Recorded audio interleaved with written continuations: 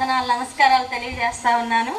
చేరి వచ్చినటువంటి ప్రతి ఒక్క మా తోటి విద్యార్థులందరికీ కూడా నా యొక్క శుభాశీస్సులు. అందరూ బాగున్నారు కదా?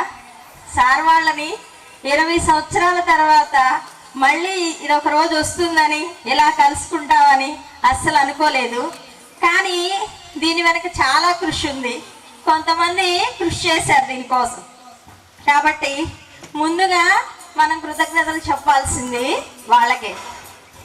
అసలు సార్ వాళ్ళ గురించి చెప్పాలంటే ఫస్ట్ పున్నయ్య సార్ గురించే చెప్పాలి. ఎందుకంటే సార్ క్లాస్లో మ్యాప్ పాయింటింగ్ చెప్తే ఖచ్చితంగా సార్ క్లాస్ అయిపోగానే అందరూ మ్యాప్ దగ్గరికి వెళ్ళి మ్యాప్ పాయింటింగ్ పెడతా ఉండేవాళ్ళం. అందరికీ గుర్తుందో లేదో, అంత భయంగా ఉండేది సార్ క్లాస్ అంటే.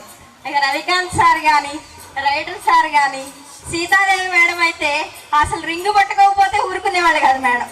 అంత యాక్టివ్గా ఎనర్జీగా మాకు ఆటపాటలన్నీ నేర్పించారు. కాకపోతే ఇప్పుడు సార్ వాళ్ళందరూ పెద్దవాళ్ళు అయ్యారు. వాళ్ళందరూ ముందు మాట్లాడేంత అర్హత మనకి లేకపోయినా, ఎందుకంటే మనం ఎంత ఎత్తుకు ఎదిగినా సరే మనకి వాళ్ళందరూ గురువులు, వాళ్ళకి మనం శిష్యులం అన్నమాట. నా పేరు ఉషారాణి అండి.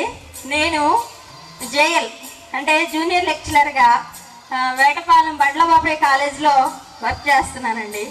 నేను ఒక గురువునే, కానీ నా గురువులు అన్నమాట వీళ్ళందరూ. కాబట్టి ఎంతైనా వీళ్ళు ఆ రోజు పాఠాలు చెప్పబట్టి ఇక్కడ మొదటి పునాది అనేది ఇక్కడే స్టార్ట్ అయింది. ఇక్కడ స్టార్ట్ అవ్వబట్టి 10th క్లాస్లోనే మొట్టమొదటి పబ్లిక్ పరీక్ష రాసాం. కాబట్టి ఇక్కడి నుంచి పై చదువులు చదువుకోగలిగాం. సార్ వాళ్ళందరూ కూడా భవిష్యత్తుకి బాటలు ఎలా వేయించుకోవాలి అనేది చాలా నేర్పించారు. ప్రతి గురువు నోటి నుంచి వచ్చే ప్రతి మాట విద్యార్థి యొక్క భవిష్యత్తు మీద ఆధారపడి ఉంటుందని మనందరం కూడా విశ్వసించాలి. అవునంటారా కాదంటారా? అవును కదా సార్? సార్ వాళ్ళందరూ పెద్దవాళ్ళు అయిపోయారు. అది మనల్ని వాళ్ళు గుర్తుపట్టకపోయినా మేము మాత్రం మిమ్మల్ని అందరినీ గుర్తుపడుతున్నాం సార్.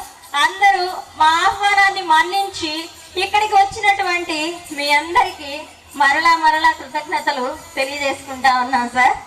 ఓకే, నాకు ఈ అవకాశాన్ని ఇచ్చినటువంటి తోటి విద్యార్థులకి నా ధన్యవాదాలు తెలియజేస్తూ ముగిస్తున్నాను. Okay, thank